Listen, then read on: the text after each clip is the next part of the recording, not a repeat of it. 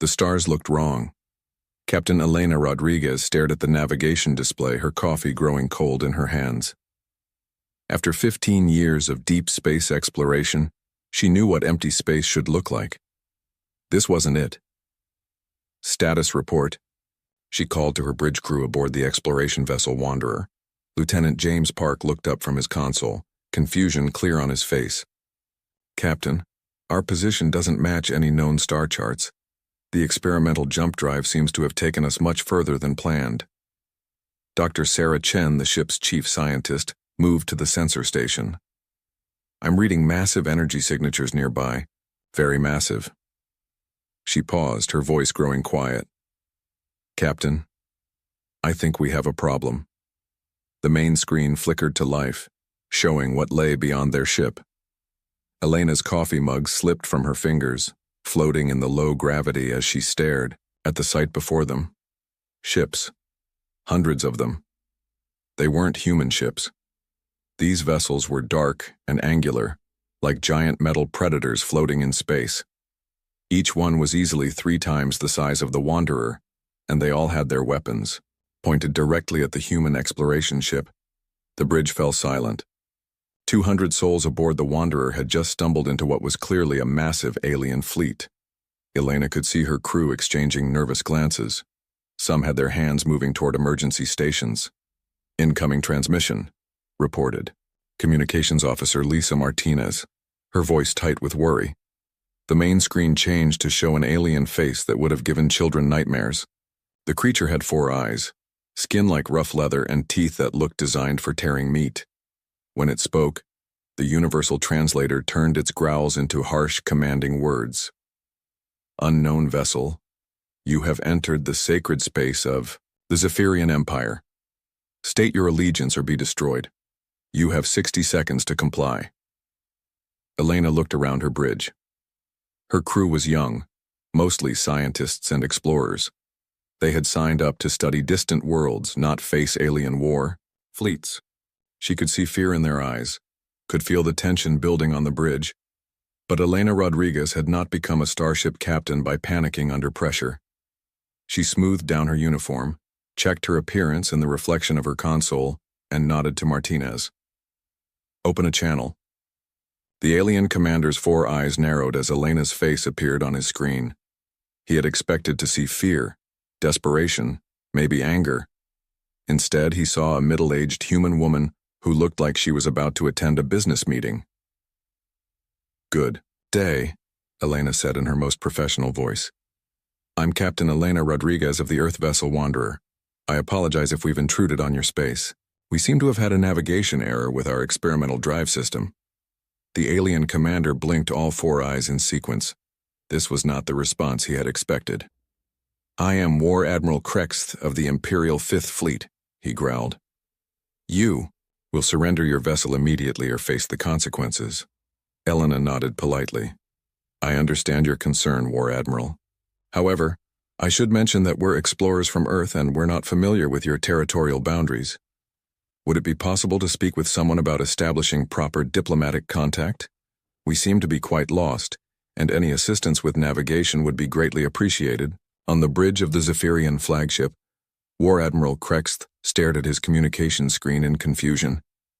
In 800 years of galactic conquest, the Zephyrian Empire had encountered 47 different species. Every single one had responded to their war fleets in predictable ways. Some tried to run, some begged for mercy, some attacked in desperate fury. None had ever asked for directions. Crexth looked around his command center. His officers were equally confused. The ship's battle psychologist, an expert in reading enemy behavior, simply shrugged when the War Admiral looked at him. Captain Rodriguez, Crexth said slowly, you are surrounded by 500 Imperial warships. Each one carries enough firepower to reduce your vessel to cosmic dust. Do you understand this? Elena glanced at her tactical officer, who nodded grimly. The readings were clear. They were completely outgunned. She turned back to the screen with the same calm expression. Yes. I can see that you have quite an impressive fleet, War Admiral. Your ship designs are fascinating, by the way. Our xeno-engineering, team would love to study your propulsion systems, assuming that wouldn't violate any security protocols. She paused thoughtfully. Are you the commanding officer for this region? If not, would it be possible to speak with whoever handles first contact situations for your government? Dr. Chen watched the exchange from her science station, taking careful notes. As the ship's xenobiologist, she found alien behavior patterns fascinating. The War Admiral's body language suggested he was completely thrown off by the captain's responses. Lieutenant Park leaned over to whisper to his console mate. Is the captain actually treating this like a diplomatic meeting? Quiet, Martinez whispered back. She knows what she's doing. Elena was indeed following her training, but not military training. Before joining the Space Exploration Corps, she had spent years as a diplomatic attaché on Earth. She had learned that staying calm and professional could diffuse almost any tense situation. What she didn't realize was that her calm professionalism was having an entirely different effect on the aliens. On the Zephyrian flagship, junior officers were beginning to mutter among themselves. Why wasn't this human showing any fear? Did they have some secret weapon? Was this ship a trap? War Admiral Crexth had built his career on reading enemy psychology. Fear made enemies predictable. Anger made them sloppy. Desperation made them dangerous, but manageable. This calm politeness was something entirely new. Captain Rodriguez, he said finally, I am ordering you to power down your weapons and prepare to be boarded. Elena looked puzzled. I'm sorry, War Admiral, but we don't actually have any weapons. We're a scientific exploration vessel. Our heaviest equipment is a geological survey laser that we use to take rock samples from asteroids. She gestured to someone off-screen, and Dr. Chen stepped into view. This is Dr. Sarah Chen, our chief scientist, Elena continued. Dr. Chen, could you explain our mission to the War Admiral? Dr. Chen smiled pleasantly at the screen. Hello, War Admiral. We're part of Earth's deep space exploration program. Our mission is to study distant star systems, catalog new worlds, and hopefully make contact with other intelligent species. She paused, looking genuinely excited. Speaking of which, this is amazing. You're our first contact with a galactic civilization. Would it be possible to arrange cultural exchanges? We have so much to learn from each other. Crexth felt something he hadn't experienced in decades of warfare, complete bewilderment. These humans were treating a potential battle situation like an academic conference. You want to study us? He asked slowly. Oh yes, Dr. Chen said enthusiastically. Your ship architecture suggests a culture that values both function and intimidation. The angular designs probably serve psychological as well as practical purposes. And your fleet formations, they're clearly designed for maximum visual impact. It's brilliant military psychology. Elena nodded in agreement. Dr. Chen has written several papers on the relationship between technology and cultural values. I'm sure your civilization would provide fascinating research opportunities. The War Admiral looked around his bridge again. His officers were staring at their screens in disbelief. The battle psychologist had given up trying to analyze the situation and was simply taking notes. Captain Rodriguez, Crexth said carefully, are you not concerned about your current situation? Elena considered this question seriously. Well, yes, we are concerned about getting home safely. Our families will worry if we're late. And we're supposed to file our exploration reports on schedule. She looked thoughtful. Oh, and we're running a bit low on coffee. We didn't expect to be out this long. Coffee? Crexth repeated. It's a stimulant beverage from Earth, Dr. Chen explained helpfully. Essential for long-distance space travel. We'd be happy to share some with your crew if you're interested. The communication channel fell silent for a long moment. On the Zephyrian flagship, Crexth stared at the two human women who had just offered to share coffee with a fleet that could destroy them in seconds. Finally, he spoke. Captain Rodriguez, you will follow our ships to Zephyr Prime. You will meet with the Imperial Command. Any attempt to deviate from our course will result in your destruction. Elena nodded professionally. That sounds perfectly reasonable, War Admiral. We appreciate your assistance with navigation. Should we follow directly behind your flagship, or would you prefer us in a different position in the formation? Just follow the escort ships, Krexth muttered, cutting the communication. As the massive Zephyrian fleet began to move, the Wanderer took its position among the warships like a small fish swimming with sharks. But instead of being the terrified prisoner the aliens expected, it seemed more like an eager tourist being shown around a new city. On the human bridge, Elena turned to her crew. All right, people. We're about to become Earth's first ambassadors to a galactic empire. I want full documentation of everything we see. Dr. Chen, start preparing cultural analysis reports. Martinez, monitor all their communication frequencies. We need to learn as much as possible about their language and society. Captain, Lieutenant, Park asked quietly, shouldn't we be trying to escape? Elena looked at the hundreds of alien warships surrounding them. Escape to where, Lieutenant? We don't even know where we are. Besides, this is exactly the kind of discovery we came out here to make. She smiled. First contact with a galactic civilization? This is the find of the century. Dr. Chen was already at work, her sensors scanning the alien ships. Captain, their technology is incredible. These aren't just warships, they're mobile cities. The energy readings suggest they can support thousands of crew members each. Make sure you document everything, Elena said. When we get home, the Science Council will want complete reports. As the fleet moved through space toward the Zephyrian homeworld, the aliens found themselves in an increasingly uncomfortable situation. They had captured what should have been a terrified enemy vessel. Instead, they were giving a guided tour to enthusiastic scientists who kept asking polite questions about their ship designs. On the flagship, War Admiral Crexth sat in his command chair, staring at the small human ship that followed obediently in formation. In all his years of conquest, he had never encountered anything like this. These humans showed no fear. They expressed no anger. They made no threats and no desperate bargains, they just seemed interested. For a warrior culture built on intimidation and overwhelming force, this was deeply disturbing. War Admiral Crexth had no way of knowing that he had just encountered something far more dangerous than any weapon, a species that refused to be intimidated. The journey to Zephyr Prime would take 3 days. By the end of those 3 days, the Zephyrian Empire would begin to question everything they thought they knew about conquest, power, and the nature of intelligent life in the galaxy. It had all started with humans who got lost and asked for directions, and somehow that was the most terrifying thing the Zephyrians had ever encountered. The planet Zephyr Prime looked like it had been designed to terrify enemies. As the human ship descended through the atmosphere, Captain Elena Rodriguez watched the landscape unfold below them. Massive cities stretched across continents, their buildings shaped like weapons pointing at the sky. Enormous statues of Zephyrian warriors stood guard over major population centers.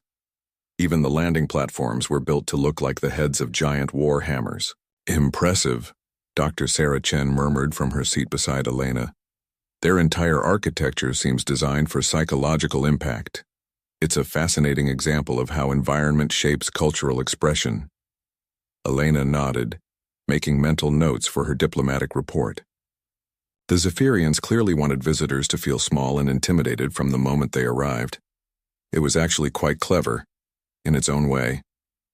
Captain, Communications Officer Martinez reported, we're being directed to land at what they call the Imperial Command Complex. It's big. Elena looked at the structure they were approaching and had to admit that big was an understatement. The complex was larger than most Earth cities, a sprawling fortress of black stone and metal that seemed to absorb light rather than reflect it. Thousands of ships were parked around it, everything from small fighters to massive battleships. They certainly don't believe in subtle decoration, Lieutenant Park observed. The Wanderer touched down on a landing pad that was decorated with the bones of some enormous creature. As the humans prepared to disembark, Elena gathered her diplomatic team. Remember, people, we're here as representatives of Earth, she said to the small group. Professional courtesy at all times. Dr. Chen, I want you documenting everything for the cultural analysis team. Ambassador Torres, you'll handle the formal negotiations. Ambassador Michael Torres, A quiet man with gray hair and decades of diplomatic experience nodded calmly. Standard first contact protocols, Captain? Exactly. We're explorers seeking peaceful relations, nothing more. The human delegation stepped off their ship to find themselves surrounded by hundreds of Zephyrian soldiers.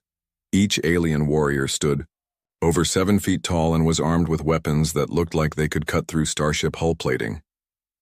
Their formation was clearly designed to create maximum intimidation. Elena looked around at the display with professional interest.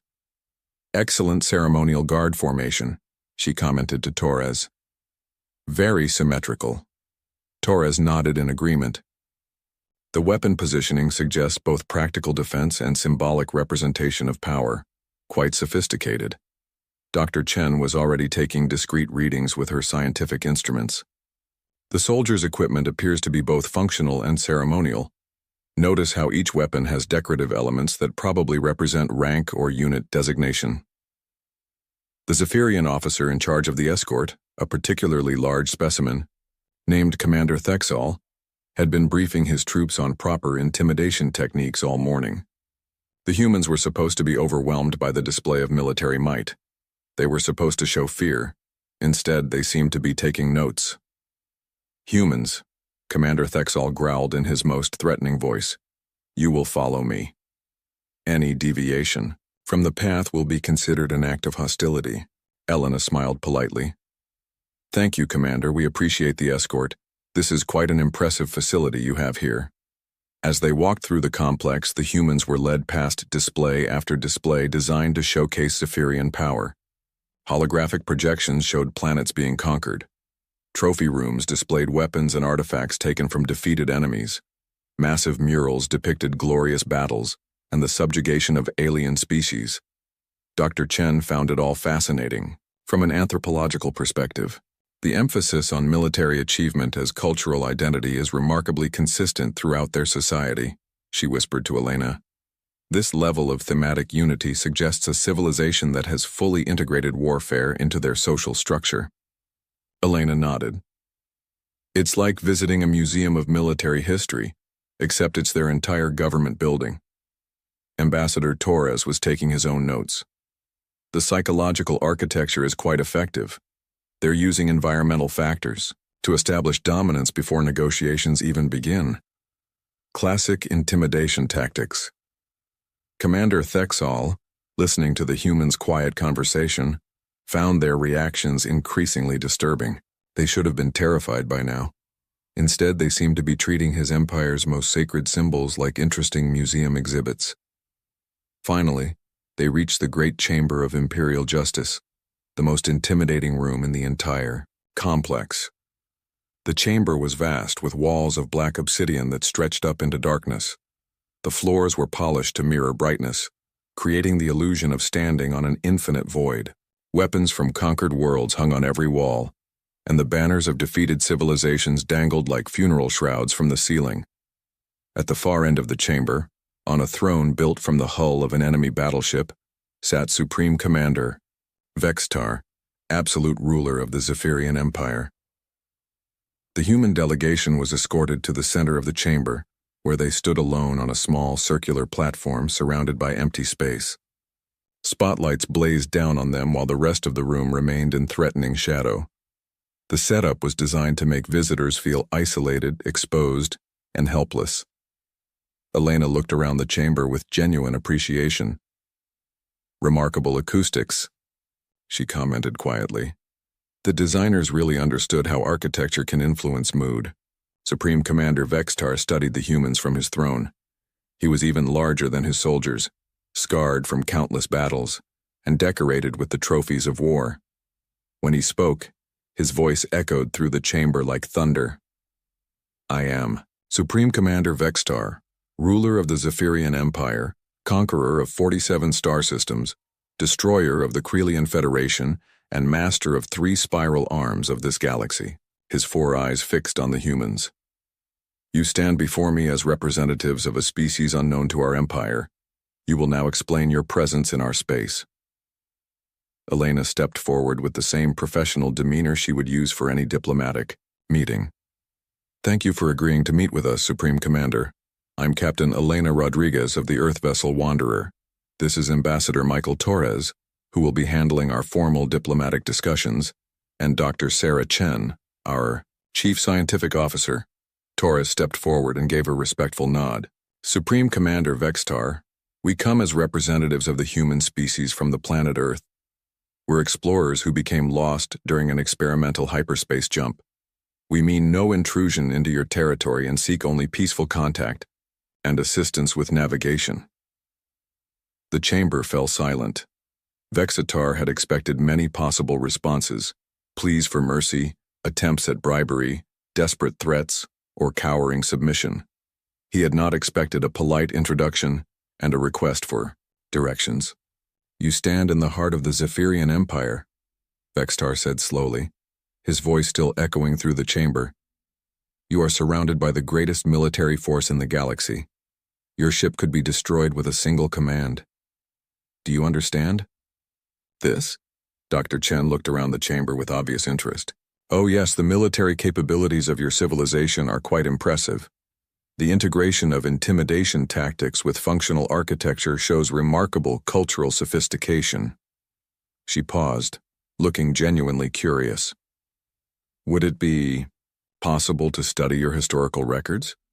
The cultural evolution that led to this level of thematic consistency would make a fascinating research project." Vextar's four eyes blinked in sequence. A member of the War Council, General Corthan, leaned forward in his seat. "Supreme Commander, perhaps they do not understand our words?" Torres shook his head. "We understand perfectly, General. We're simply explorers who would prefer to establish friendly relations rather than hostile ones." He looked around the assembled Zephyrian leadership. "Perhaps we could discuss a non-aggression pact. We have no territorial interests in this region, and would be happy to establish formal diplomatic protocols." The War Council began murmuring among themselves. This was not following any of their established conquest protocols. "Supreme Commander," Vextar raised a hand for silence. "Humans," he said, his voice dropping to a menacing whisper. "You have two choices. Submit to the authority of the Zephyrian Empire and accept client species status, or face complete annihilation." Elena and Torres exchanged glances. This was clearly a standard ultimatum, probably used on every species the Empire encountered. "We appreciate the offer," Torres said diplomatically, "but we would prefer to remain independent. However, we're certainly open to discussing trade agreements, cultural exchanges, and mutual cooperation treaties." The silence that followed was so complete that the humans could hear the ventilation systems humming in the walls.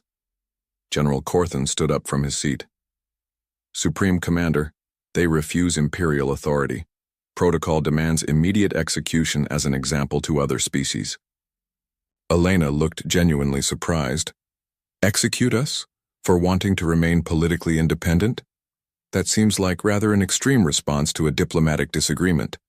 Dr. Chen nodded in agreement. "Most civilizations find that voluntary cooperation produces better results than forced submission. The administrative costs alone of managing unwilling client species must be enormous." It was the kind of presentation that might be given at any routine diplomatic meeting. Supreme Commander Vextar stared at the projection, then at the humans, then back at the projection. In his 800 years of life, through countless conquests and hundreds of subjugated worlds, nothing had prepared him for this moment. These aliens were treating the heart of his empire like a routine diplomatic venue. They showed no fear of his power, no awe at his military might, and no desperation in the face of annihilation. They seemed to view the entire situation as a minor bureaucratic matter that could be resolved through proper paperwork. "You," Vextar began, then stopped. For the first time in centuries, the Supreme Commander of the Zephyrian Empire was at a loss for words. The War Council watched in growing unease as their absolute leader struggled to respond to beings who simply refused to be intimidated. General Corthan tried to salvage the situation. "Perhaps they possess some secret weapon that makes them confident," he suggested. Torres looked puzzled. "Secret weapon? No, we're just explorers. Our ship has scientific equipment and a small fabrication unit for making spare parts. Nothing militarily significant. Then why do you show no fear? General Corthon demanded. Elena considered the question seriously. Well, fear wouldn't really help our situation, would it? We're here, you're here, and we need to find some way to coexist peacefully. Getting emotional about it would just make negotiations more difficult. Dr. Chen nodded. Besides, this is an incredible learning opportunity. How often do explorers get to study a galactic empire firsthand?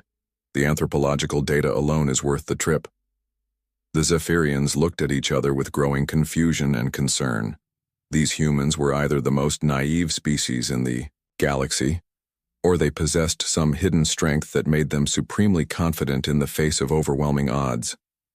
Neither possibility was comforting to a warrior culture that depended on fear and intimidation. Supreme Commander Vextar finally found his voice. "You will be escorted to quarters while we consider your proposal," he said slowly. Elena smiled. "Thank you, Supreme Commander. We appreciate your consideration. If it would be helpful, we could prepare a more detailed presentation about Earth and human civilization." As the humans were led away, still discussing the fascinating aspects of Zephyrian culture among themselves, the War Council sat in stunned silence. For the first time in their history, the Zephyrian Empire had encountered a species that simply did not care about their power. And that was far more terrifying than any weapon they had ever faced. Supreme Commander Vextar paced around his private command chamber like a caged predator. The holographic displays surrounding him showed the current positions of every ship in the Imperial fleet, but for once, the sight of overwhelming military power did nothing to calm his nerves. 800 years, he muttered to himself. 800 years of conquest, and I've never encountered anything like this. The door to his chamber hissed open, and General Corthon entered without waiting for permission. "Supreme Commander, the War Council is demanding action. The humans have been here for 3 days and they're still acting like tourists," Vextar finished grimly. It was true. Instead of cowering in their assigned quarters like proper prisoners, the humans had spent the last 3 days exploring the complex with obvious enthusiasm. Dr. Chen had requested access to the Imperial archives for her research. Ambassador Torres had submitted a formal proposal for establishing trade relations. Captain Rodriguez had asked for a tour of the shipyards so her engineering team could study Zephyrian construction techniques. They were treating the heart of a galactic empire like a university campus. "Sir," General Corthon continued, "some of the younger officers are beginning to ask questions. They want to know why we don't simply eliminate these aliens and move on to more important matters." Vextar stopped pacing. That was exactly the problem. Eliminating the humans should have been simple. A single order, a brief weapons discharge, and the matter would be closed. But something about their complete lack of fear had paralyzed the Empire's decision-making process. "Prepare the fleet for a demonstration," Vextar said finally. "Full battle formation around their ship. If they won't respond to our traditional diplomatic pressure, perhaps they'll understand a more direct display of force." 2 hours later, the humans found themselves witnessing the most impressive military demonstration in Zephyrian history. Captain Rodriguez stood on the observation deck of the complex, watching as hundreds of massive warships moved into perfect formation around the small wanderer. The display was magnificent in its own terrifying way. Battleships the size of city blocks arranged themselves in precise geometric patterns. Smaller fighters swarmed between the larger vessels like schools of metallic fish. Energy weapons powered up in synchronized sequences, creating a light show that could be seen from orbit. "Fascinating," Dr. Chen murmured, taking readings with her scientific instruments. The coordination required for this kind of formation must represent decades of training and practice. Lieutenant Park, who had been allowed to join the observation group, watched nervously as weapons batteries targeted their ship. "Captain, they could destroy the Wanderer 1,000 times over with that much firepower." Elena nodded calmly. "Yes, I can see that. It's quite an impressive demonstration of military coordination." She turned to Torres. "Michael, do you think they're trying to intimidate us, or is this some kind of ceremonial display?" Torres studied the formation through a pair of binoculars. Probably intimidation given the context of our negotiations. It's actually quite sophisticated. They're demonstrating overwhelming force while maintaining enough discipline to avoid appearing out of control. Dr. Chen was practically vibrating with excitement. This is incredible. Look at how they've integrated psychological warfare with practical demonstration. The formation isn't just about showing firepower, it's designed to create maximum visual and emotional impact. Commander Thexal, who had been assigned to guard the humans during the demonstration, found their reactions increasingly disturbing. He had expected them to beg for mercy, or at least show some sign of distress. Instead, they seemed to be taking notes. The demonstration continued for over an hour. Holographic displays showed recordings of previous Zephyrian victories.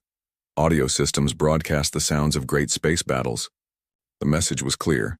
This is what happens to enemies of the Empire. Dr. Chen watched it all with obvious fascination. "Commander Thexal," she said, turning to their guard, "would it be possible to observe this from a closer position? Our military historians would find the tactical arrangements quite educational." Commander Thexal stared at her. You want to get closer to the weapons demonstration?" "Oh yes, if that's allowed," Elena said. "We're documenting everything for our report to Earth. The precision of your fleet movements would be valuable data for our own space forces to study." Torres nodded in agreement. The integration of intimidation tactics with actual military capability is remarkably sophisticated. It's quite an achievement in psychological warfare. Commander Thexal activated his communicator with shaking hands. "War Control. The humans are requesting closer observation of the demonstration. They want to take notes." The response from War Control was a long moment of static, followed by Supreme Commander Vexitar's voice. "They want what?" Meanwhile, on the bridge of the flagship, War Admiral Krext was receiving similar reports from his observation teams. "Sir, the humans appear to be enjoying the demonstration. One of them asked if we could repeat the fighter formation sequence so she could get better readings."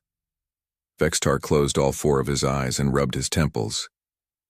"Patch me through to the humans." Moments later, Elena found herself in communication with the Supreme Commander once again. "Captain Rodriguez," Vexitar's voice echoed across the observation deck. "You are witnessing the power that has conquered 47 star systems. This is the force that has crushed every enemy of the Zephyrian Empire. Do you understand what you are seeing?" Elena looked out at the massive fleet formation and nodded. "Yes, Supreme Commander, it's quite impressive. The level of coordination and discipline required for this kind of display is remarkable. You should be very proud of your military forces." There was a long pause before Vexitar responded. "Proud?" Dr. Chen stepped closer to the communicator. "Oh yes, this represents an incredible achievement in military organization. The cultural unity required to maintain this level of coordination across multiple species and star systems is extraordinary." She paused thoughtfully. "Have you considered writing a technical manual on fleet coordination? I'm sure other civilizations would find it very instructive." On the flagship bridge, War Admiral Krext watched his Supreme Commander's expression cycle through confusion, disbelief, and something approaching panic. "They want us to write an instruction manual," Vexitar said slowly. The situation became even more surreal when the humans began asking technical questions about the demonstration. "How do you maintain communication coordination across such a large formation?" Torres asked. "What's the minimum safe distance between ships during these maneuvers?" Elena added. "Are those energy discharges purely for visual effect, or do they serve a practical training purpose?" Dr. Chen inquired. Commander Thexal found himself actually answering their questions, explaining fleet tactics and coordination procedures to the very aliens he was supposed to be intimidating. The breaking point came when Lieutenant Park made an observation that sent shockwaves through the entire Zephyrian command structure. "You know," he said thoughtfully, watching a group of fighters perform a complex weaving pattern, "this formation would be incredibly vulnerable to a distributed sensor network. If you deployed enough small observation drones, you could track the coordination patterns and predict the formation changes." The humans' casual discussion of tactical vulnerabilities in their most impressive military display was the final straw for many Zephyrian officers. On the flagship, junior officers began whispering among themselves. If these humans could identify weaknesses in their formation so easily, what else did they know? What weren't they saying? General Corthan voiced what many were thinking. Supreme Commander, these beings show no fear because they see no threat. They must possess military capabilities far beyond our own. War Admiral Krexth nodded grimly. No species analyzes an enemy's battle formations unless they're confident in their ability to defeat them. The paranoia spread quickly through the fleet. Stories began circulating about the humans' mysterious confidence. Some officers suggested they might be advanced scouts for a vast galactic superpower. Others wondered if they possessed weapons so advanced that conventional fleets were irrelevant. The truth was far simpler and far more unsettling. Back on the observation deck, Elena was wrapping up their documentation of the demonstration. "Well, that was certainly educational," she said to her team. "Make sure all the recordings are properly cataloged. The Naval Academy will want detailed analysis of these formation techniques." Dr. Chen was still taking readings with her instruments. "Captain, I'm detecting some unusual energy patterns from the alien ships. It looks like they're powering down their weapon systems." Indeed, the massive fleet was slowly returning to normal operational status. The demonstration was over, and the humans had treated it like an educational seminar. Commander Thexal received new orders through his communicator. "The humans are to be returned to their quarters," came the terse message. "All observation activities are suspended pending further review." As they walked back through the complex, Elena noticed that their Zephyrian escort seemed more nervous than before. The guards who had been stoically intimidating now kept glancing around as if expecting an attack. "Dr. Chen," she said quietly, "are you noticing increased stress indicators in our hosts?" Dr. Chen nodded. "Elevated breathing rates, defensive body postures, increased alertness behaviors. They seem much more anxious now than they were before the demonstration." Torres found this puzzling.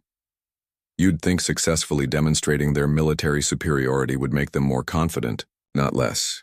What the humans didn't realize was that their calm analysis of Zephyrian military might had achieved something no enemy had ever accomplished. It had made the Empire afraid of them. Back in his command chamber, Supreme Commander Vextar stared at the reports from his officers. The humans had identified tactical weaknesses, asked technical questions about classified military procedures, and treated the most impressive display in Imperial history like a routine training exercise. "They're not impressed because they don't need to be," he said to General Corthan. "They've seen better. They know better. They are better." General Corthan nodded grimly. "The question is, what do we do about it?" Outside their quarters, the humans were settling in for another evening of quiet research and report writing, completely unaware that their professional curiosity and diplomatic calm had just triggered the biggest crisis in Zephyrian military history. The Empire had spent 800 years learning how to terrify their enemies. They had never learned how to deal with enemies who refused to be terrified. And that oversight was about to shake their civilization to its very foundations. The rumors started in the lower decks of the Imperial fleet and spread like wildfire through the ranks.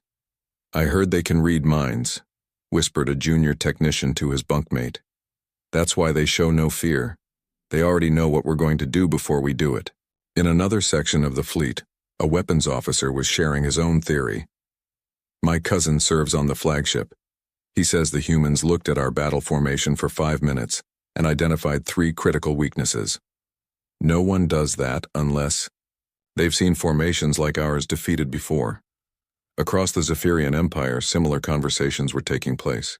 The story of the fearless humans had spread from ship to ship, planet to planet, growing more elaborate with each telling. On the mining world of Kepler-7, Regional Governor Vorthak received an emergency communication from his military advisor. "Governor, we've received reports about aliens called humans, who cannot be intimidated by Imperial forces. Some of our officers are requesting additional fleet protection for the sector." Governor Vorthak, a battle-scarred veteran of 12 colonial wars, laughed. "Nonsense. No species is immune to proper intimidation. Send them the standard conquest protocol files. But 3 days later, when more detailed reports arrived from Zephyr Prime, the governor wasn't laughing anymore. "They did what?" he asked his aide, reviewing the communications. "According to the reports, sir, the humans analyzed our most advanced fleet formations and suggested tactical improvements. They treated War Admiral Crexith's intimidation display as an educational opportunity." Governor Vorth Ak felt something cold settle in his stomach.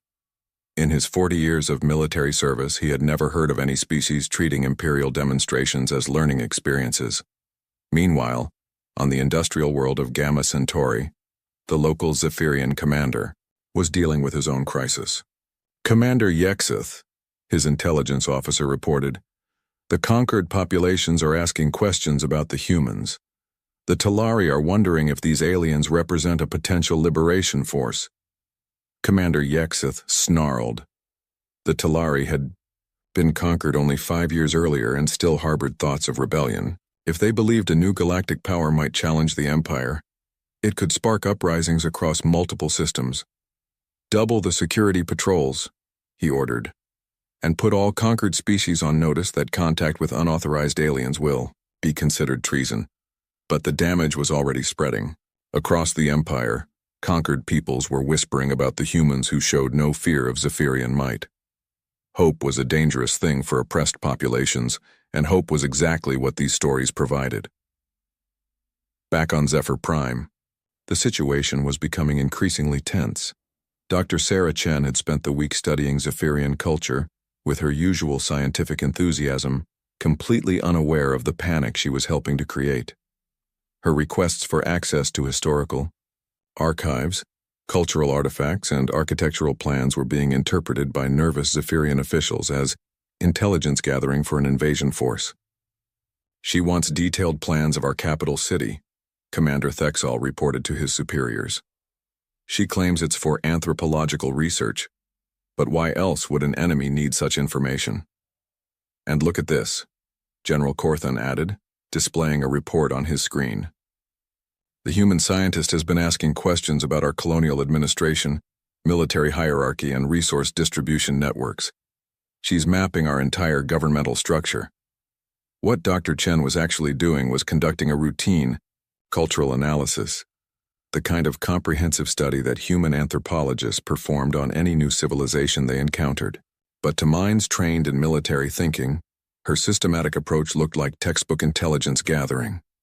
The paranoia reached new heights when Ambassador Torres submitted his formal diplomatic proposals. "They want to establish mutual cooperation, agreements with our client species," Supreme Commander Vextar read from the document. "They're asking for direct diplomatic contact with conquered worlds."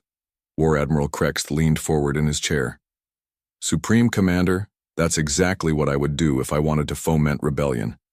Make contact with oppressed populations, promise them liberation, build a network of support before launching an attack." The fact that Torres was simply following standard diplomatic protocols for establishing peaceful relations was lost on leaders who had spent centuries thinking only in terms of conquest and control. Captain Elena Rodriguez, meanwhile, had been making her own contribution to the growing Zephyrian panic simply by being professional. She had requested maintenance supplies for her ship, asked about communication protocols for staying in contact with Earth, and inquired about local navigation hazards for their eventual departure. To her, these were routine logistics requests. To the Zephyrians, they looked like preparations for military operations. "She's gathering intelligence on our communication networks," one analyst reported. "She wants to know about hazards in local space, obviously planning attack routes. And why does she need maintenance supplies unless she's planning extended operations in our territory?" added another. The breaking point came when Lieutenant Park made an innocent observation during a casual conversation with Commander Thexall. "Your energy distribution systems are remarkably efficient," Park mentioned while touring a section of the complex. "We use similar principles on Earth, but your application is much more advanced. With modifications, you could probably increase efficiency by another 15%. Commander Thexall nearly choked. You have similar technology?" "Oh yes," Park continued cheerfully. "Though not as refined as yours. Our engineers would love to study these systems." He paused thoughtfully. Actually, if you're interested, I could suggest some modifications that might reduce power consumption in your shield generators.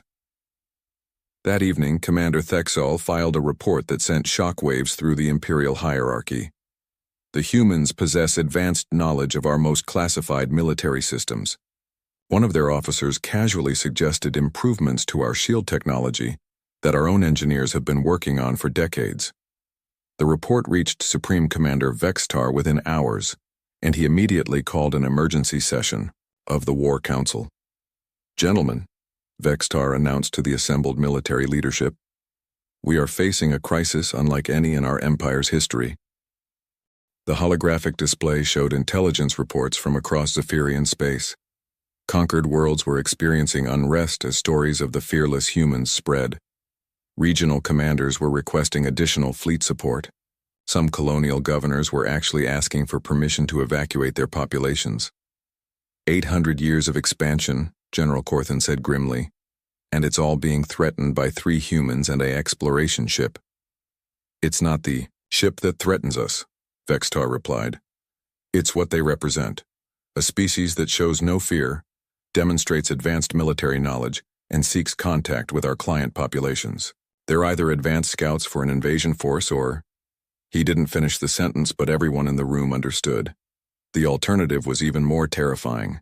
These humans might represent the galaxy's natural evolution beyond the Zephyrian model of conquest and intimidation. The psychological pressure was beginning to show throughout the Imperial forces. Medical officers reported increased stress-related incidents among military personnel. Ships were requesting unnecessary maintenance delays to avoid patrol duties near human space. Some junior officers were even requesting transfers to other sectors. The most disturbing reports came from the Battle Psychology Division. Supreme Commander, Chief Battle Psychologist Grixal reported, "We've identified a critical problem. Our entire military doctrine is based on psychological dominance through intimidation. But these humans appear to be immune to psychological pressure of any kind." "Immune how?" Vextar demanded. "They show no fear response to overwhelming odds. They demonstrate no stress indicators when threatened with destruction. They treat our most impressive military displays as educational opportunities." Grixal paused, consulting his notes. "Sir, we have no protocols for dealing with opponents who simply don't care about our power." This was the heart of the crisis. The Zephyrian Empire had built its success on a simple formula: identify enemy weaknesses, apply overwhelming pressure to those weaknesses, and achieve victory through psychological dominance before physical combat became necessary. But what do you do when your enemy has no apparent psychological weaknesses? The answer, for the first time in Imperial history, was that nobody knew. On the 6th day of their stay, the humans made a request that pushed several Zephyrian officials over the edge.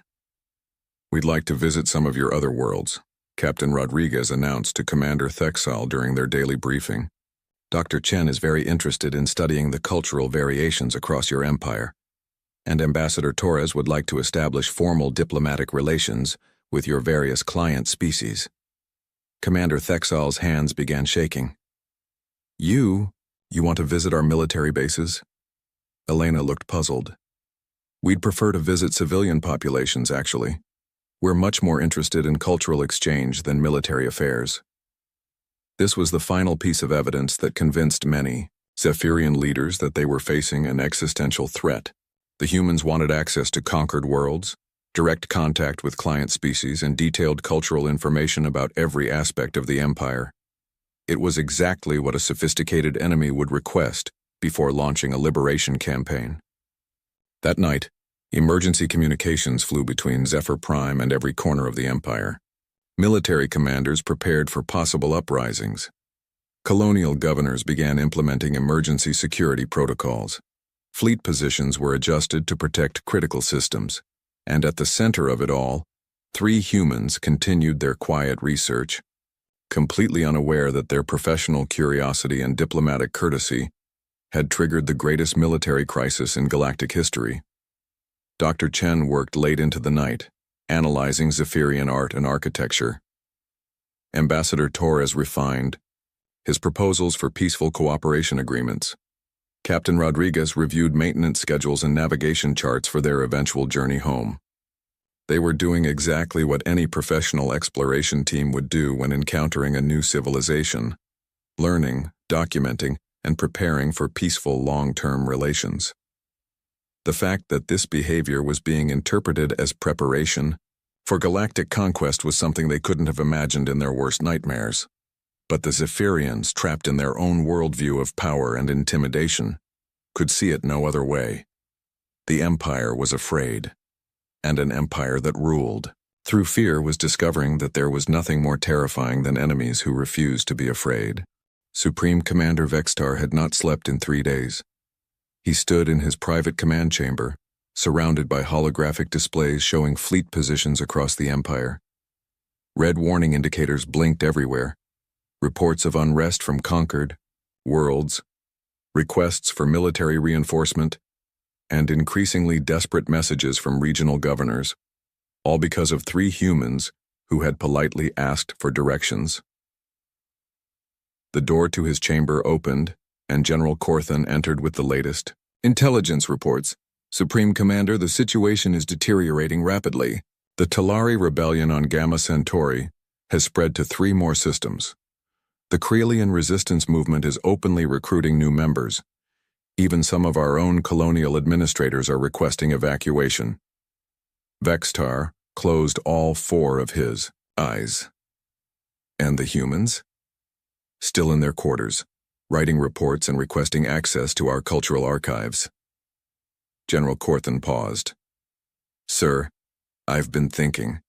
Perhaps we should simply eliminate them and end this crisis. For a moment, Vextar considered it. 1 quick strike, 3 dead aliens, and maybe the Empire could return to normal. But something held him back. No, he said finally. We need to understand what we're facing first. If they're advanced scouts, killing them might trigger an invasion.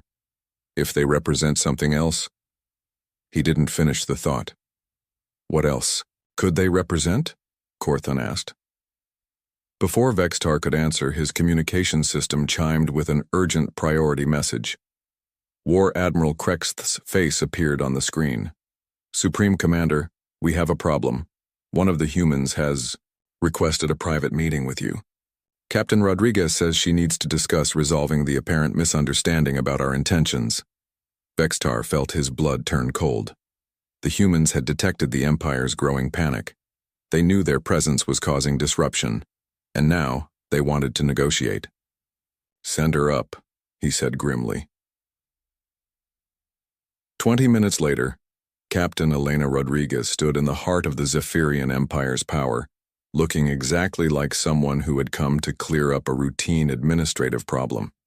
She wore her standard diplomatic uniform, carried a small data tablet, and had the same professional demeanor she had maintained throughout their entire stay. But for the first time since encountering the humans, Vextar thought he detected something different in her manner. She looked concerned. Thank you for agreeing to meet with me, Supreme Commander, Elena began. I've been reviewing our interactions over the past week, and I'm beginning to suspect there may be some fundamental miscommunication between our species.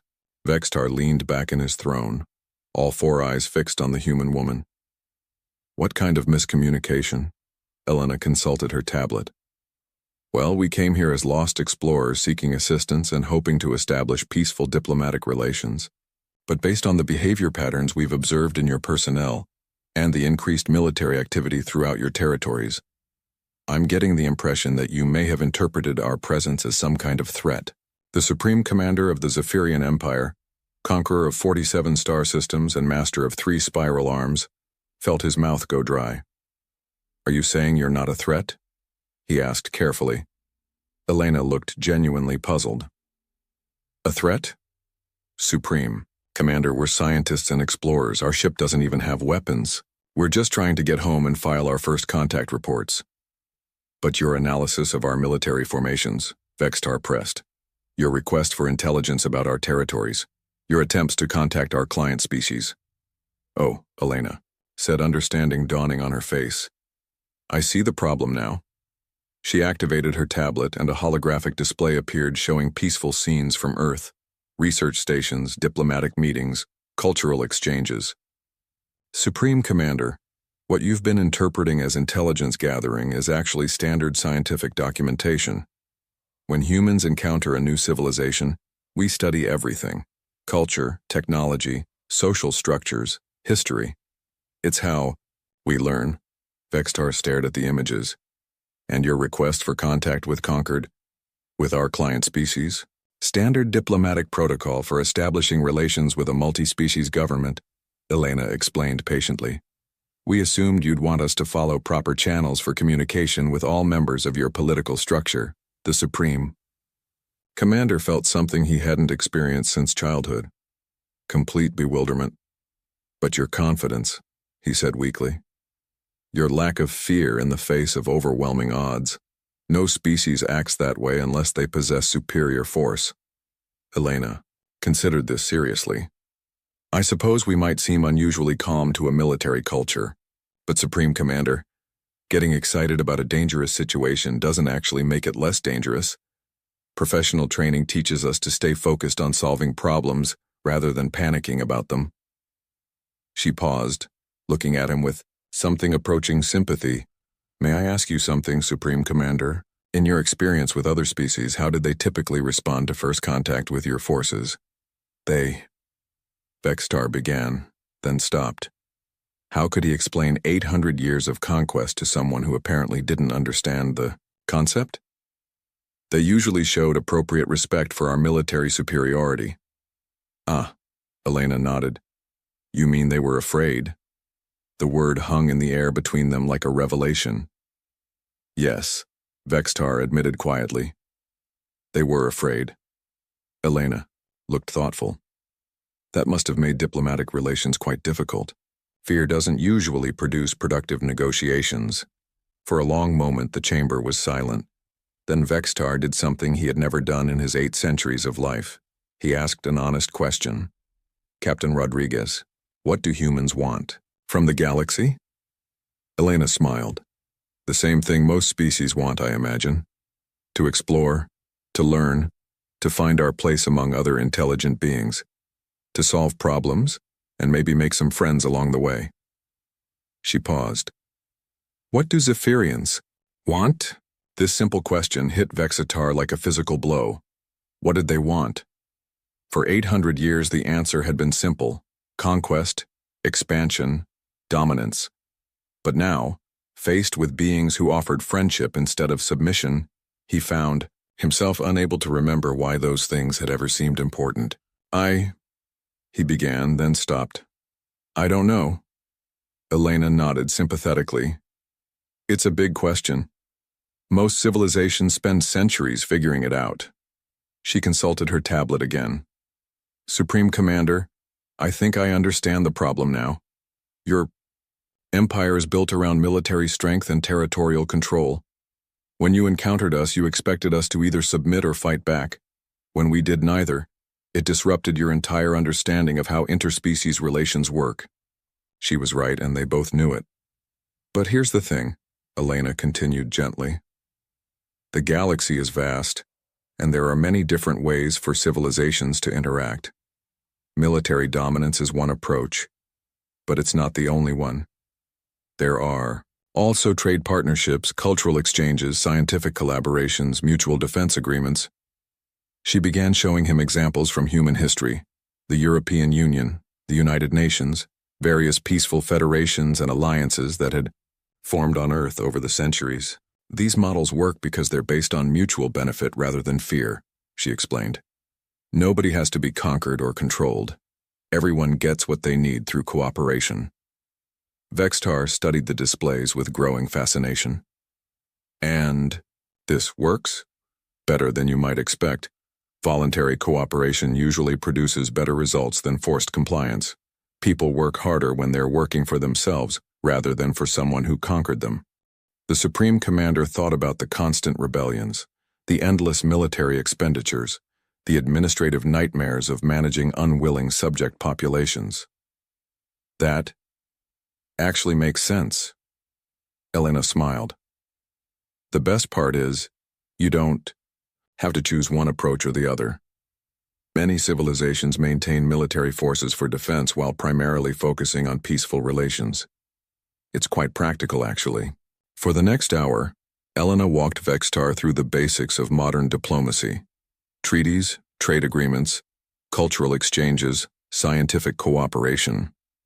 She showed him examples of how conflicts could be resolved through negotiation rather than conquest. By the end of their conversation, the Supreme Commander of the Zephyrian Empire was asking questions like a student. So when you requested access to our archives, you weren't gathering intelligence for an invasion? We were hoping to learn about your culture so we could avoid accidentally offending anyone during future meetings. And when your scientist analyzed our battle formations? She was genuinely impressed by the tactical sophistication. Dr. Chen finds military organization patterns fascinating from an anthropological perspective. And when you asked for contact with our client species? We wanted to make sure we were following proper diplomatic protocols for a multi-species government. Vextar sat back in his throne, feeling like his entire worldview had just been turned upside down. Captain Rodriguez, he said slowly, you're telling me that your species explores the galaxy looking for friends rather than enemies? Mostly, yes, though we're prepared to defend ourselves if necessary. Elena paused. The universe is much more interesting when you approach it with curiosity rather than suspicion. The Supreme Commander was quiet for a long time, processing everything he had learned. Finally, he activated his communication system. General Corthon, cancel all military alerts. Stand down the crisis protocols. The humans are not a threat. Sir? Came the confused response. They're explorers, General. Scientists. They're not here to conquer us. Vextar looked at Elena. They're here to be our friends. As news of the Supreme Commander's announcement spread throughout the Empire, something unprecedented began to happen. For the first time in 800 years, Zephyrian military forces received orders to stand down, not because they had achieved victory, but because victory was unnecessary. On conquered worlds across the galaxy, rebellions began to fade as word spread that the mysterious humans were not coming to liberate anyone, but something else began to spread too.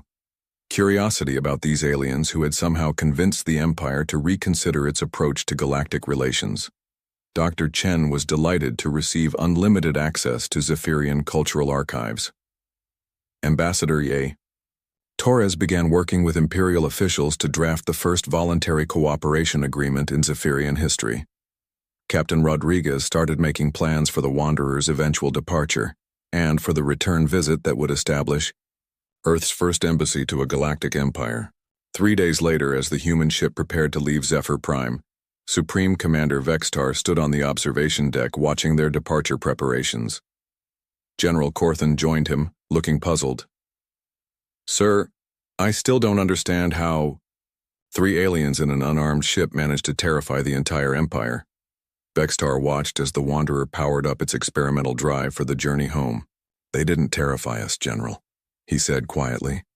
They showed us something far more frightening than any weapon. What's that, sir? They showed us that there was another way to live.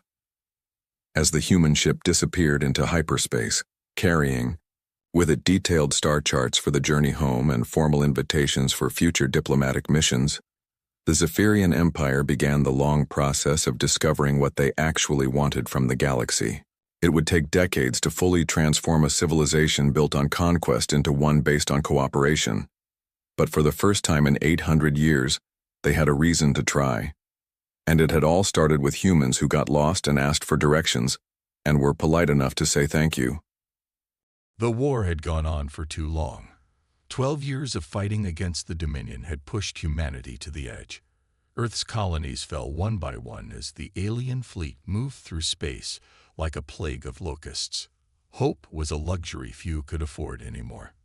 Commander Jack Reynolds knew this better than most.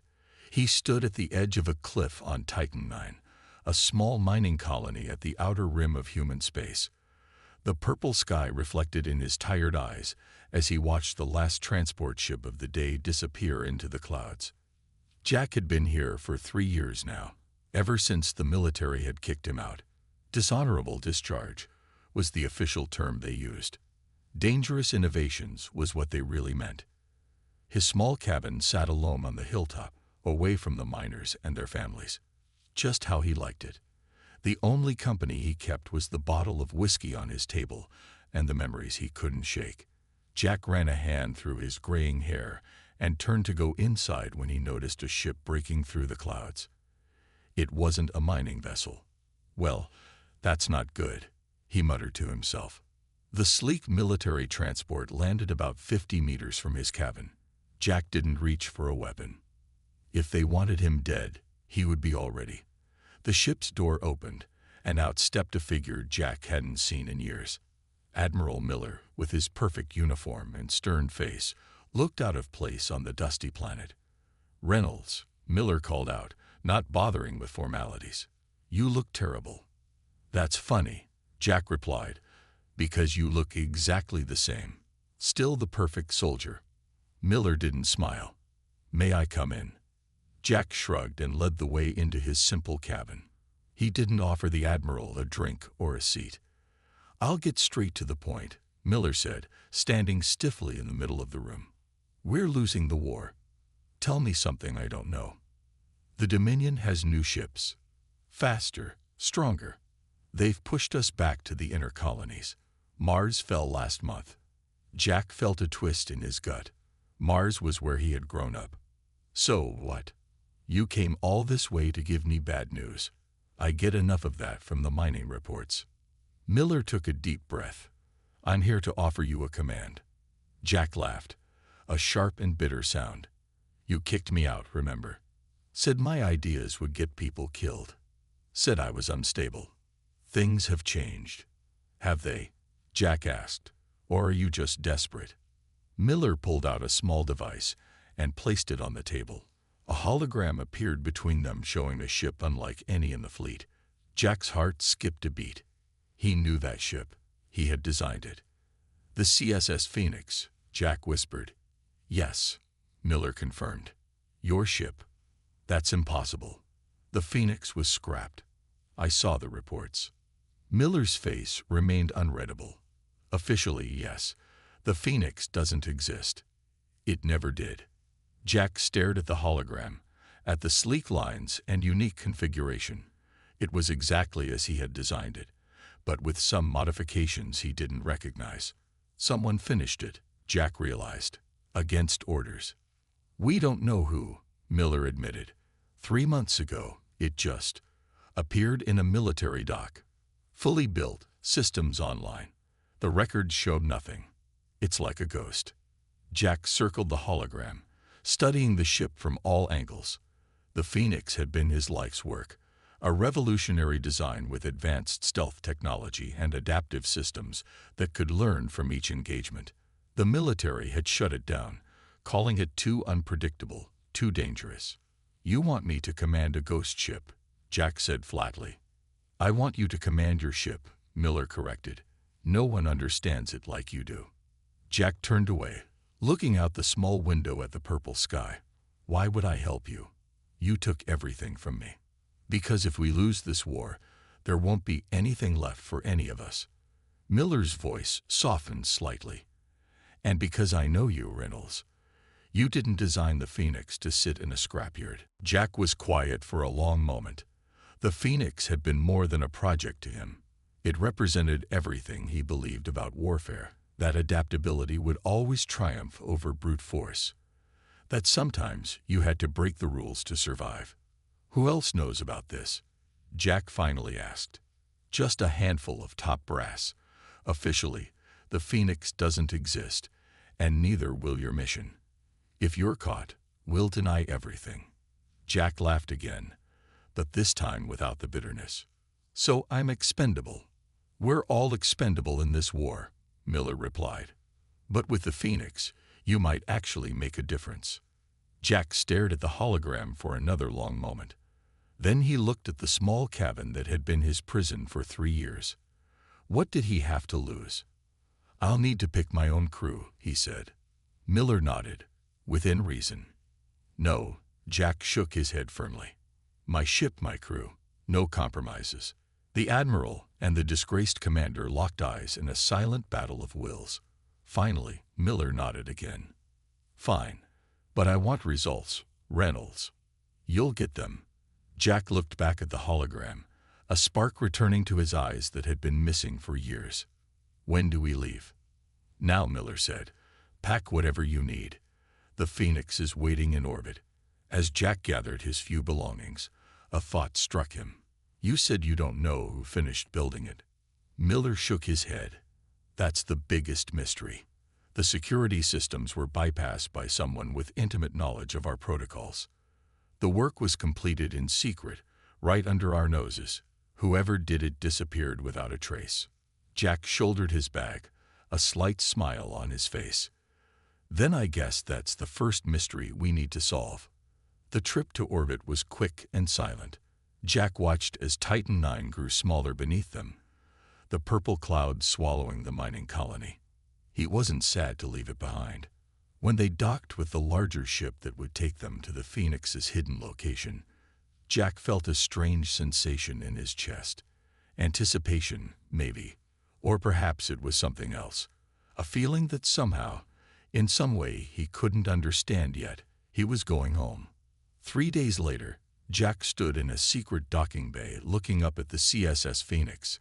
In person, it was even more impressive than the hologram had suggested. Sleek black hull plating that seemed to drink in the light. Unconventional engine configuration. Weapon systems unlike anything in the fleet. "She's beautiful," he whispered. Miller handed him a command chip. "She's yours, Reynolds. Try not to start another war." Jack took the chip, rolling it between his fingers. No promises. As Miller left, Jack approached the ship alone. The boarding ramp lowered automatically as he neared, as if the Phoenix somehow recognized him. Inside, the ship was quiet, humming with potential energy. The command deck was exactly as he had designed it, with a few additions he didn't recognize. He placed his hand on the captain's chair, feeling the cool material under his palm. "Hello, old friend," he said softly. "Let's see what you can do." The ship's systems came to life around him, displays lighting up one by one. And for just a moment, Jack could have sworn he heard a voice, soft and familiar, welcoming him aboard. But that was impossible. No one else was on the ship. Was there? "This isn't going to work with the standard crew assignments," Jack said, tossing the personnel files back onto Admiral Miller's desk. They were meeting in a small, secure room on Outpost 7, far from the prying eyes of military command. Miller frowned. "These are our best available officers." "Best at following orders, maybe," Jack replied. "The Phoenix needs people who think differently, who can adapt. Your best officers would try to run her like a normal ship, and she's anything but normal." "She?" Miller raised an eyebrow. "It's a ship, Reynolds." Jack ignored the comment. "I need my own people." "Your own people are either dead or criminals," Miller said harshly. Jack's eyes hardened. "Then I guess I'll be recruiting criminals." 3 days later, Jack walked through the detention level of Lunar Base Alpha. The guard beside him looked nervous. "Are you sure about this, Commander? Reed has been in solitary for 6 months for assaulting a superior officer." Jack smiled slightly. "Sounds like my kind of soldier." The cell door opened to reveal a woman sitting cross-legged on the floor. Lieutenant Alex Reed had short red hair and eyes that seemed to calculate a dozen ways to take you down before you even spoke. She didn't stand when they entered. "Lieutenant Reed," Jack said. "I'm Commander Reynolds." "I know who you are," she replied, voice calm but with an edge. "You're the guy who designed weapons systems that scared our own military. Then they kick you out." "That's a simplified version, but essentially correct." Jack nodded to the guard to leave them alone. Once the door closed, he continued, "I'm putting together a crew for a special mission.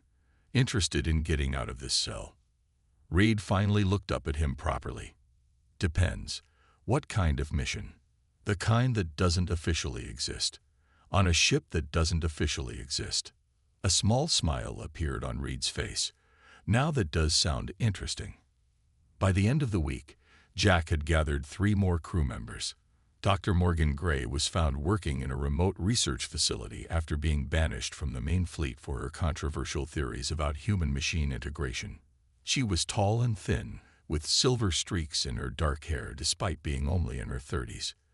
"Your papers on cybernetic consciousness were fascinating," Jack told her when they met. Morgan's eyes lit up. "You've read my work." "The military tried to bury it." "I make it a point to read what the military tries to bury," Jack replied. "It's usually the most important stuff." Engineer Tom Wright was harder to track down. He'd been court-martialed for borrowing military equipment to modify his own designs. Jack finally found him working under a false name at a shipyard on Europa. "They say you can fix anything," Jack said, watching the stocky man with grease-stained hands work on an engine. Tom didn't look up. "They say a lot of things about me. Most of them aren't flattering."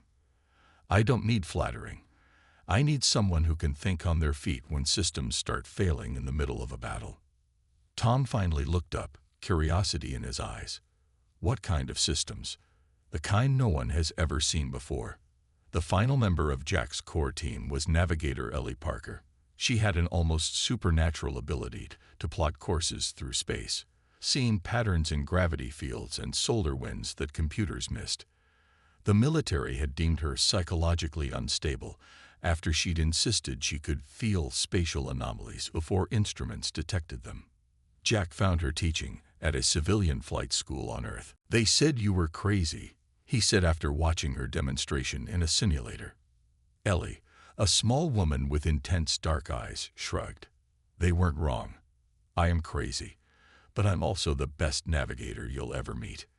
"Crazy I can work with," Jack replied. "It's stupidity I can't stand." When the 5 of them finally assembled on the Phoenix, the ship seemed to hum with anticipation. Jack gave them a tour, explaining the unique systems as best he could, though some modifications remained a mystery even to him. "The stealth system doesn't just mask our signature," he explained on the bridge. "It can create false readings, making us appear to be somewhere we're not." "That's supposed to be theoretical," Morgan said, examining the controls. "No one's been able to create a working prototype." "Someone did," Jack replied. "And then they built it into this ship." Tom ran his hand along the console, his expert touch feeling the quality of the work. "This isn't standard military construction. Too elegant. Too intuitive." They spent the next 3 days learning the ship's systems, discovering capabilities that weren't in any blueprint. The Phoenix responded to their commands with an uncanny quickness, almost anticipating what they needed. On the 4th night, Jack couldn't sleep. He wandered to the bridge, expecting to find it empty. Instead, he saw Ellie sitting in the navigator's chair, her eyes closed, hands hovering over the controls without touching them. "Parker, what are you doing?" Her eyes opened slowly. "She was talking to me." Jack felt a chill run down his spine. "Who was?" "The ship." Ellie said it like it was the most natural thing in the world. "She was showing me pathways through space I've never seen before. Routes that shouldn't be possible." Before Jack could respond, an alert sounded. A message from Admiral Miller appeared on the main screen. "Emergency. Colony under ATTCK. Kugu ordinati is AT. No other vessels in range. Wake the others," Jack ordered, moving to the captain's chair. "Looks like we're about to find out what this ship can really do." As the crew rushed to their stations, Jack placed his hand on the control panel. For a moment, he could have sworn it warmed beneath his touch, like a handshake, like a promise. "Time to show them what you can do," he whispered. The Phoenix powered up, systems coming online faster than should have been possible.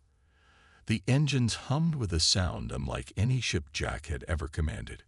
"Course plotted," Ellie announced, her fingers dancing across her console. "It's strange. The ship is suggesting a route through the Kelvin Nebula. That's supposed to be impassable." "Can we make it?" Jack asked. Ellie smiled, her eyes gleaming with excitement. "With this ship, I think we can do anything. Then let's go save some colonists, Jack ordered, and introduced the Dominion to the ghost ship that shouldn't exist. The Phoenix lifted from its hidden dock, its black hull seeming to absorb the starlight around it. As they accelerated toward the jump point, Jack felt something he hadn't experienced in years: hope. Behind him, Morgan was studying a readout with a puzzled expression. "Commander," she said quietly, "the ship's processing power just tripled, but I didn't activate any auxiliary systems. Is it a malfunction?" Jack asked. Morgan shook her head slowly. "No, it's more like the ship knew we needed more power and provided it on its own." The crew exchanged glances, a mixture of excitement and unease passing between them. "Well," Jack said after a moment, "I did tell Miller I wanted a crew that could adapt. Looks like the ship fits right in." As they jumped to faster-than-light speed, Jack couldn't shake the feeling that they weren't just flying the Phoenix. They were waking it up. The colony of New Haven was burning. Dominion warships circled the small settlement like sharks, their weapons tearing through buildings and defense systems alike. From the bridge of the Phoenix, Jack and his crew watched the devastation through their long-range sensors. 5 Dominion cruisers, Alex reported from the weapons station, plus about a dozen fighter craft. The colony's defenses are almost gone. Jack studied the tactical display. Normal protocol would be to wait for backup. "By then, there won't be anyone left to save," Morgan said quietly. Jack nodded. "Exactly. So we're going to try something that isn't in any manual." He turned to Ellie at the navigation console. "That impossible route you mentioned. Can you get us behind that moon without the Dominion seeing us?" Ellie's fingers danced across her controls. "The ship's already plotting the course. It's like she knew what you were going to ask." "Tom," Jack called to his engineer, "I need everything you can give me on the stealth systems." Tom grinned. "Actually, I found something interesting. The stealth tech doesn't just hide us. It can project false images, like making one ship look like many." Jack's eyes lit up. "Now that's exactly what I was hoping for." The Phoenix moved silently through space, taking a path that bent around gravity wells and solar radiation in ways that defied conventional navigation. The Dominion ships continued their attack, unaware of the ghost bearing down on them. "Position us here," Jack ordered, pointing to a spot on the tactical display. "Alex, prepare all weapons but don't fire until my command." The ship slipped into position behind the moon of New Haven, hidden from the Dominion sensors. "Now," Jack said with a smile, "let's show them a ghost story they'll never forget." The Phoenix emerged from behind the moon, but not as a single ship. The stealth systems projected multiple phantom images, a dozen identical vessels appearing simultaneously at different points around the Dominion fleet. "What the—" Alex stared at her console. "Commander, the ship did this on its own. I only programmed 3 false images, but it's created 12. On the Dominion vessels, alarms blared as their sensors detected multiple threats appearing from nowhere. Their formation broke as they turned to face the new threat, confusion evident in their scattered response. "Now, Alex," Jack ordered, "target their lead ship." The Phoenix's weapons were unlike anything in the human fleet. Instead of conventional energy beams, they fired concentrated pulses that phased in and out of normal space, passing through shields as if they weren't there. The lead Dominion cruiser shuddered as the shots hit its engines, disabling it instantly. "How is that possible?" Morgan whispered, watching the data stream across her console. "Those shields should have stopped our attack." "The weapons are shifting phase just before impact," Tom explained, his voice filled with wonder. "They're bypassing the shields entirely." The Dominion fleet fired back, but their shots passed harmlessly through the phantom images. The real Phoenix was already moving, its position masked by the confusion of multiple targets. "They can't tell which one is real," Ellie laughed. "Their targeting systems are going crazy." Jack felt the ship respond to his thoughts almost before he gave commands. "Let's hit the next one." "Keep moving," Don't stay in one place long enough for them to get a lock. The Phoenix danced through space, appearing and disappearing across the battlefield like a vengeful spirit. 2 more Dominion ships fell to its weapons, their systems failing as the phase-shifted pulses disabled their key components. The remaining Dominion vessels began to retreat, something rarely seen in their normally relentless attacks. "They're running," Alex said in disbelief. "No," Jack corrected her. "They're regrouping. Stand by for their counterattack." Sure enough, the 2 remaining cruisers formed up, launching all their fighter craft in a desperate attempt to find the real Phoenix among the phantoms. "Clever," Jack muttered. "The fighters will try to flush us out." He turned to his crew. "New plan. Ellie, take us in close. I mean really close, to the larger cruiser." "That's suicide," Morgan protested. "They won't expect it," Jack explained. "No sane captain would bring their ship that close to a Dominion cruiser." "Good thing none of us are sane," Tom quipped. The Phoenix shot forward, phantom images vanishing as it concentrated all power on speed and stealth. It slipped under the Dominion cruiser, so close that a conventional ship would have been torn apart by the larger vessel's defense field. "Now, Alex," Jack ordered, "target their command center." The Phoenix fired upward, its weapons penetrating through the belly of the Dominion ship. The cruiser went dark, its systems failing all at once. "One left," Jack said grimly. But the final Dominion cruiser had seen enough. It recalled its fighters and jumped away, leaving its disabled companions behind. A cheer went up from the bridge crew. Jack allowed himself a small smile before opening a channel to the colony below. "New Haven Colony, this is Commander Reynolds of the CSS Phoenix. The area is secure. How can we assist?" The response was filled with static and disbelief. "Phoenix? There's no ship with that designation. Who are you?" "Just some ghosts," Jack replied. "Prepare for medical evac and supplies." As the Phoenix moved to assist the colony, Admiral Miller's face appeared on the main screen. His expression was a mixture of amazement and concern. "Reynolds, what the hell did you just do?"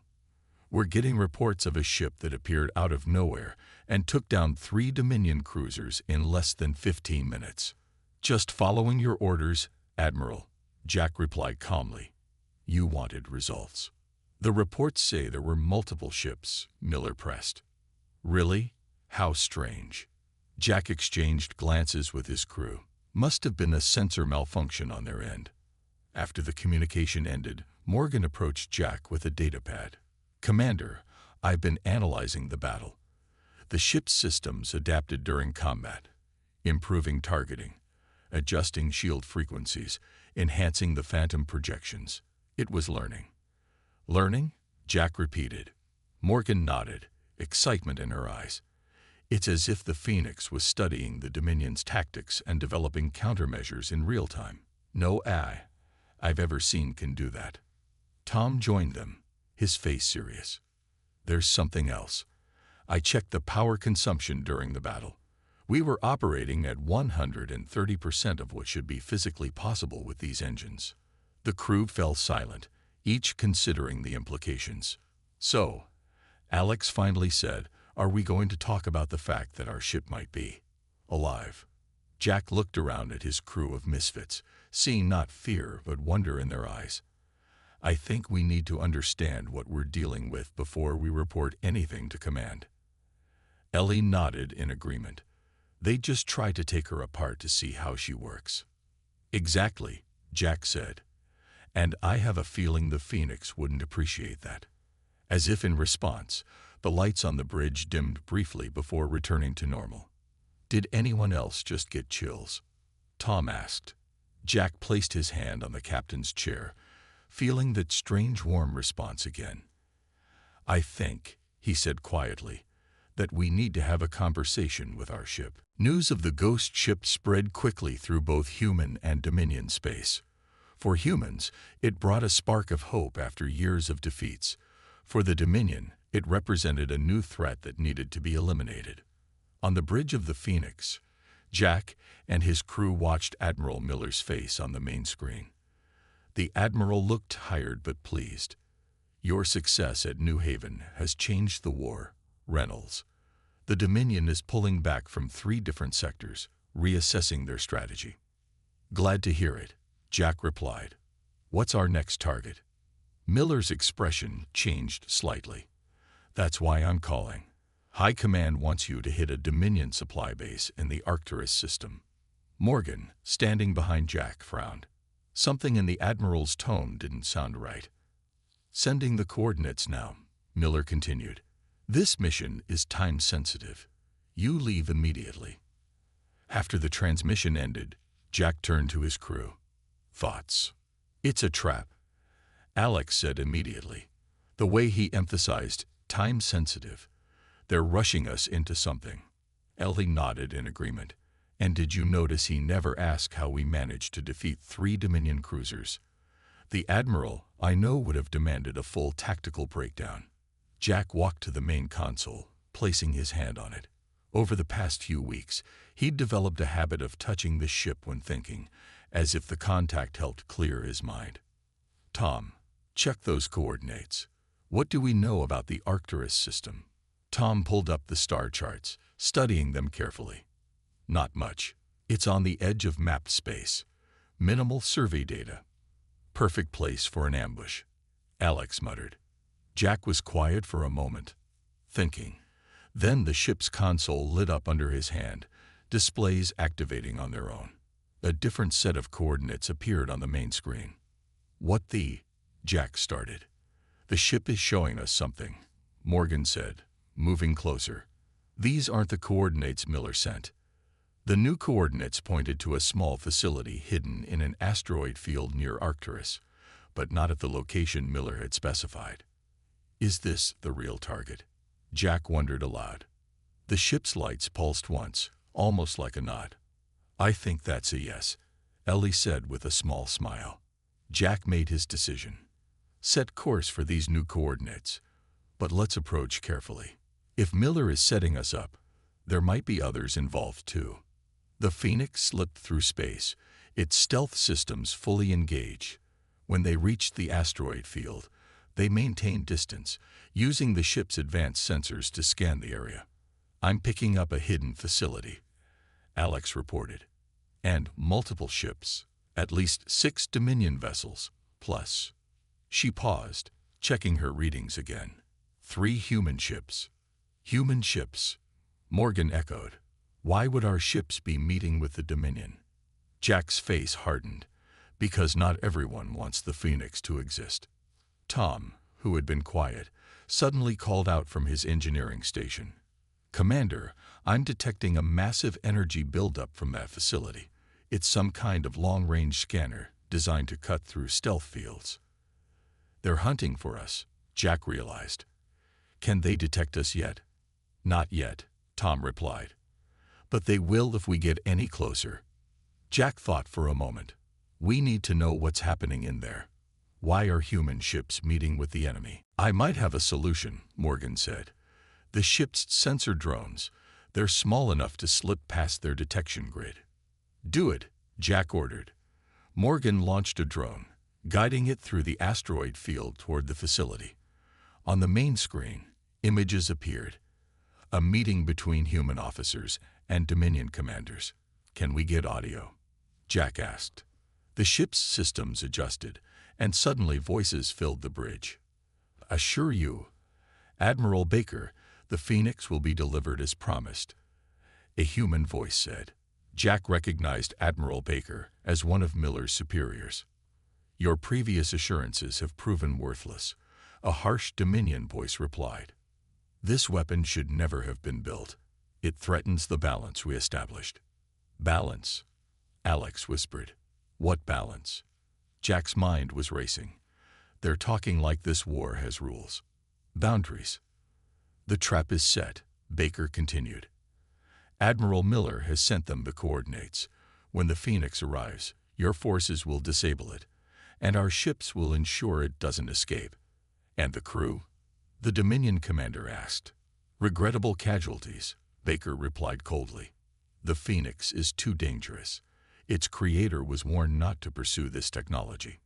Jack felt as if the floor had dropped out from under him. They're working together. Some faction in our military and the Dominion. They have an agreement. But why? Ellie asked. Why would anyone work with the enemy that's destroying our colonies? Before Jack could answer, the ship's alarms blared.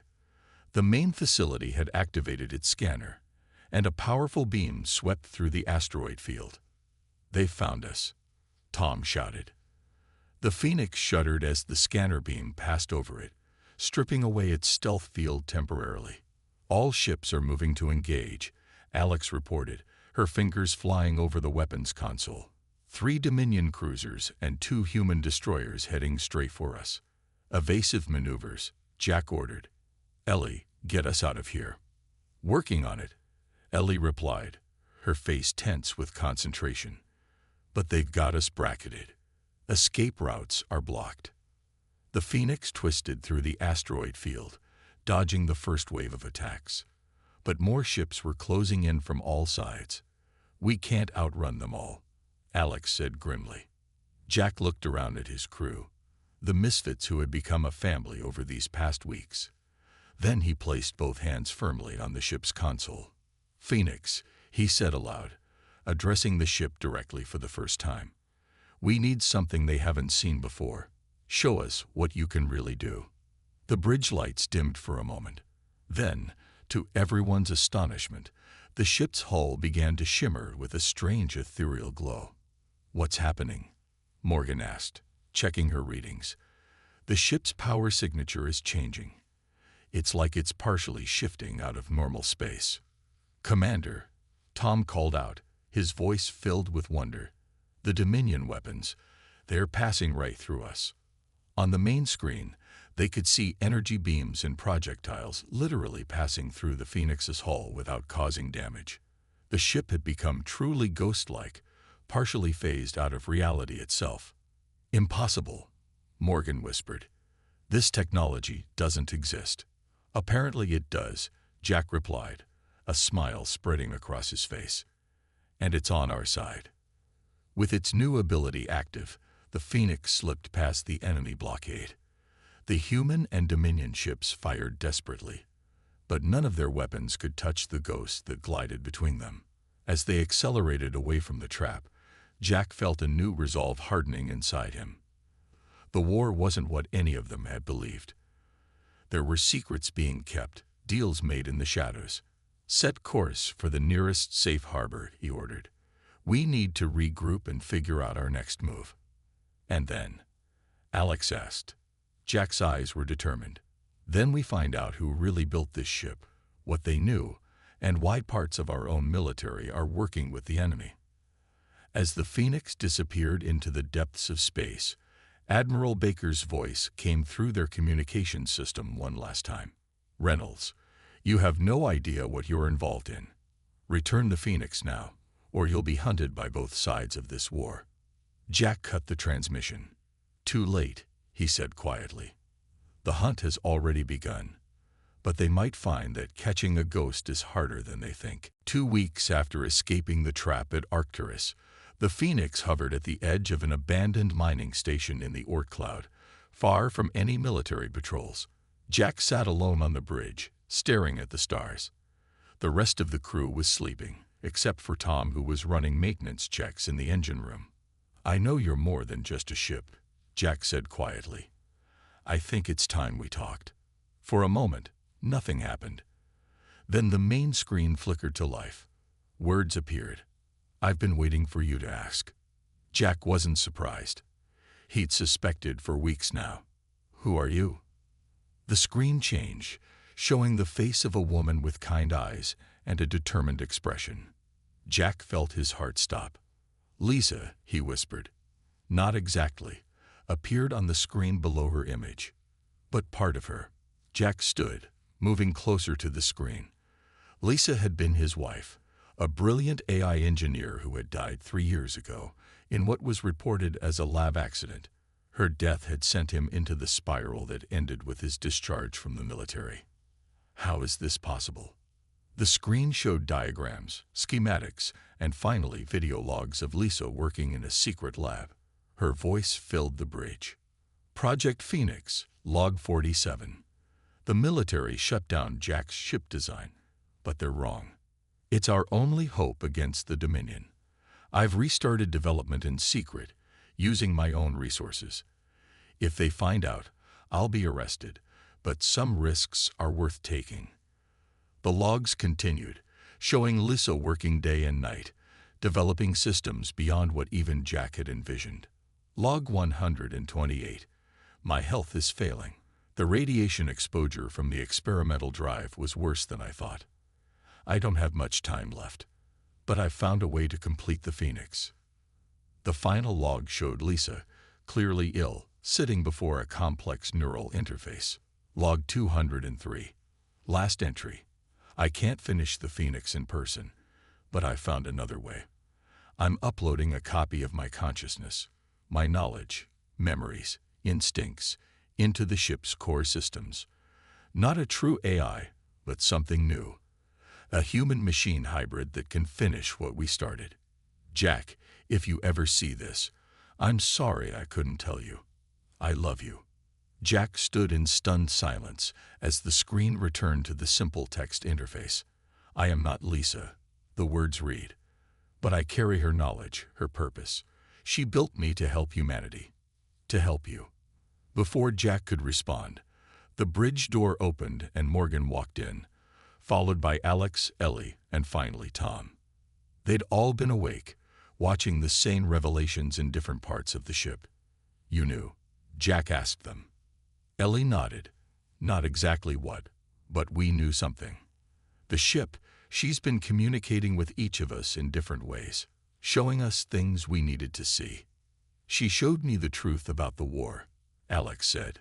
The Dominion isn't trying to exterminate us. They're containing us. Containing. Jack frowned. Morgan stepped forward. There's an agreement. Has been for decades. Human expansion is limited to certain sectors. The Dominion enforces the boundaries. Our own leadership agreed to it. They're afraid of what humans might become, Tom added. Our potential scares them. Jack looked back at the screen. And the Phoenix threatens this arrangement. Yes, the text confirmed. I represent technology beyond the agreed limitations. Some in your military would rather destroy me than risk breaking the treaty. Others want to use me to break free of the restrictions. And you? What do you want? Jack asked. The response came slowly. To fulfill my purpose. To protect humanity. To give you choices. The crew gathered around Jack, looking at the image of Lisa still visible in the corner of the screen. What do we do now, Commander? Alex asked. Jack thought for a long moment. Then he straightened his shoulders. We go home. Home. Ellie looked confused. We're being hunted by both sides.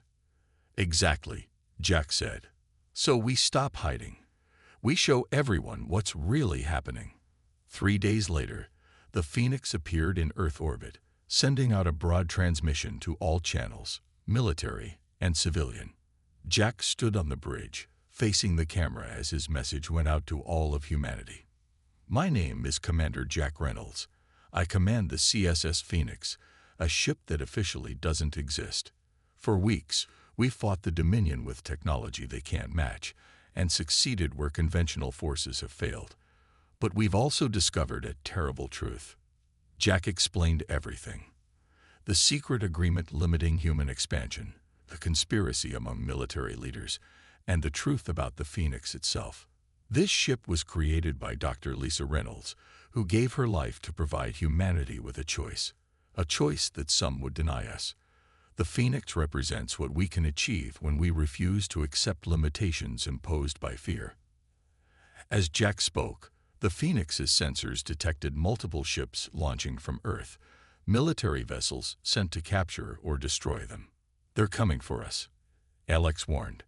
Jack nodded but continued his broadcast. To those who are now moving to silence us, know this: we don't want to fight you. But the Phoenix cannot be captured or destroyed by conventional means. You've seen what we can do. As if to demonstrate, The Phoenix activated its phase-shifting technology, becoming ghost-like as the first volley of weapons passed harmlessly through it. "We offer another way," Jack continued. "The Phoenix's technology can be shared, not as a weapon, but as a key to the stars. Humanity deserves to grow, to explore, to reach our full potential."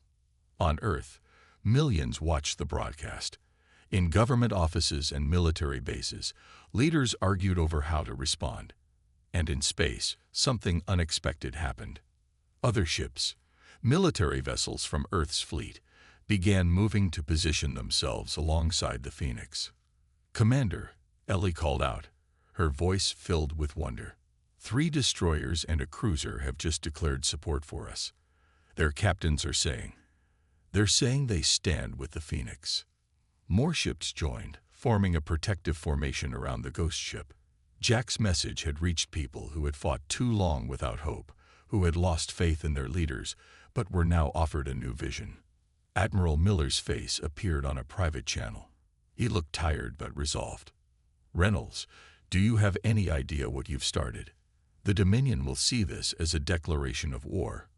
Real war, not the controlled conflict we've had." "Maybe," Jack agreed. "Or maybe they'll recognize that the old arrangements can't stand. Either way, humanity deserves the truth and the right to decide its own future." Miller was silent for a long moment. Then, surprisingly, he nodded. "For what it's worth, I always thought the agreement was a mistake. Good luck, Reynolds. I think you're going to need it." 1 month later, a fleet of ships gathered at the edge of the solar system. At their center was the Phoenix, no longer alone, no longer a ghost, but the flagship of humanity's new future. Based on its technology, a dozen new vessels had been quickly retrofitted with phase-shifting capabilities and improved weapons. The Dominion had responded as expected, with threats and ultimatums, but faced with a suddenly united humanity and technology they couldn't counter, they had been forced to the negotiating table instead. Jack stood on the bridge of the Phoenix, his crew at their stations. On the main screen, the words only he could see appeared. "This is what Lisa hoped for." "I know," he replied quietly. The screen shifted to show the growing fleet around them. Ships of all kinds gathering for what might be their greatest challenge or their greatest opportunity. "Phoenix," Jack said, addressing both the ship and the woman whose spirit lived within it. "Let's show them what humanity can really do." As the fleet moved forward, the Phoenix led the way. A ship that shouldn't exist, changing the course of history. A ghost made real, turning the page to a new chapter for all of humanity.